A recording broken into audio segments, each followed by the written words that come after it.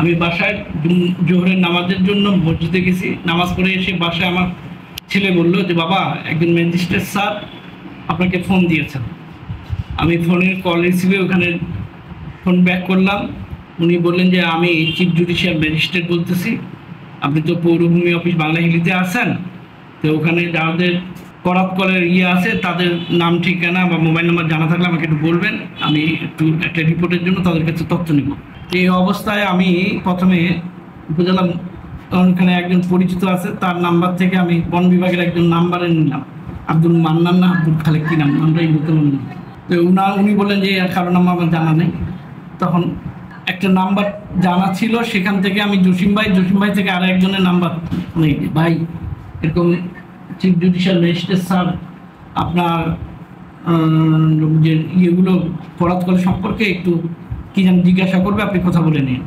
আমি এসব বিষয়ে টাকা লেনদেনের বিষয় বা বিষয়ে কোনো শব্দ উচ্চারণ করিনি। আমি তো তাদেরকে টাকা দেওয়ার কথা আমি বলিনি, কারণ আমার সাথে এসব না। আমার এই স্টেটমেন্টে আমার বলার একটু জরুরি সেটা হলো যে আমার তখন মাথায় আসেনি যে ওই চিফ জুডিশিয়াল ম্যাজিস্ট্রেট স্যার তার পরিচিতি নাম্বার, অর্থাৎ বিসিএস এর যে পরিচিতি নাম্বারটা থাকে, এটা তার পরিচিতি নাম্বারটা, এবং ওনার সঙ্গে আমার তৎকালীন ইউনো স্যার অমিত রায় স্যারের সঙ্গে যেটা কথা বলে দিব বা অমিত স্যারকে জানাবো, এটা আমার মাথায় আসেনি। এটাই আমার জন্য একটা, এই বিষয়ে আমার কোনো জানা নেই আমার জন্য, কারণ টাকার সংক্রান্ত কোনো কথা আমার তার সঙ্গে হয়নি। আমি তাদেরকে টাকা দেওয়ার কথা তো বলিনি। আমি বলছি স্যারেরা কথা বলে আপনাদের মিল চাটা সম্পর্কে সেটাই ছিল না। তা আমি টাকা চাবের যে ম্যাজিস্ট্রেট, সেটা তো ওনারা জানবেন যে টাকা চাবে কেন ম্যাজিস্ট্রেট, এটা তো তাদের একটা মাথায় আসার দরকার ছিল। বললাম যে মিল চাটা সম্পর্কে আপনাদের এই যে ফরাতকল সম্পর্কে কথা বলবে, এটাই শুনেছি আর কি। কিন্তু আমি কোনো লিখিতভাবে বা কোনো অভিযোগকারী বা এরকম তাদের কাছ থেকে কোনো অভিযোগ আসলে আমি এখানে পাইনি। তো আমি এটা অভিযোগ পেলে হয়তো আমি আমার কর্তৃপক্ষকে সেটা অবহিত করবো আর কি, তারা এই বিষয়ে প্রয়োজনীয় ব্যবস্থা নেবে। এটা উপজেলা নির্বাহী অফিসার মহোদয় স্যারই বলতে পারবেন আর কি। আমার কাছে এই বিষয়ে আসলে কোনো অফিসিয়াল কোনো তথ্য নেই। আমি শুনেছি এটা হয়তো থানায় একটা অভিযোগ আছে, সেই বিষয়ে তারা কার্যক্রম হয়তো চলমান রেখেছে বলে জানি, কিন্তু আমি অফিসিয়ালি কোনো এই বিষয়ে অবহিত না এবং অফিসিয়ালি আমার কাছে কোনো তথ্য নেই।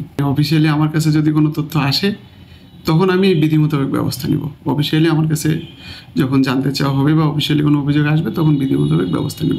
ওই জিল্লু সাহেব আমাকে ফোন করে বলল যে জসিম ভাই দিনাজপুর থেকে চিফ জুডিশিয়াল ম্যাজিস্ট্রেট ফোন করেছে।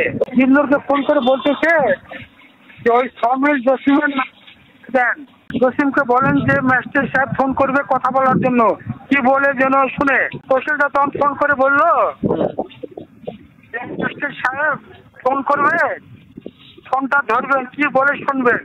তখন ম্যাজিস্ট্রেট সাহেব ফোন করলো, বলতেছে যে আপনাদের মিলের জটিলতা আছে কাগজের, আমরা যৌথ বাহিনী যাচ্ছি, আপনার মিলে যাব, আরো অন্য মিলে যাব, আপনার বিরুদ্ধে মামলা দিব, মামলা 10-12 বছর চলবে। যদি কিছু টাকা দেন এই অ্যামাউন্টের, তাহলে আমরা আর মামলা দিব না, যাব না। আমার কাছে চাই 50, আমি দিচ্ছি 40, ক্যাশ নাম্বার দিচ্ছে, বিকাশে দিচ্ছি, আর ওই গোলাপ দিচ্ছে 15,000, এই 55,000 টাকা দিচ্ছি। দিয়ে পরে খোঁজ খবর নিয়ে দেখছি যে এটা ভুয়া। তহসিলদারকে বললাম যে আপনি যে আমাদের মোবাইল নাম্বারটা দিলেন ম্যাজিস্ট্রেট সাহেবকে, আর বললেন যে কি বলবে শোনেন, আপনার কথা মতো টাকা দিছি, আপনার টাকার ব্যবস্থা করে দেন। আচ্ছা, তখন বলে যে আমি এটা ভুল করেছি, আমি টাকার ব্যবস্থা করে দেন, নাহলে আপনার বিরুদ্ধে অভিযোগ দিব। সে বলে দেন, তখন অভিযোগ দিচ্ছি ওনাকে।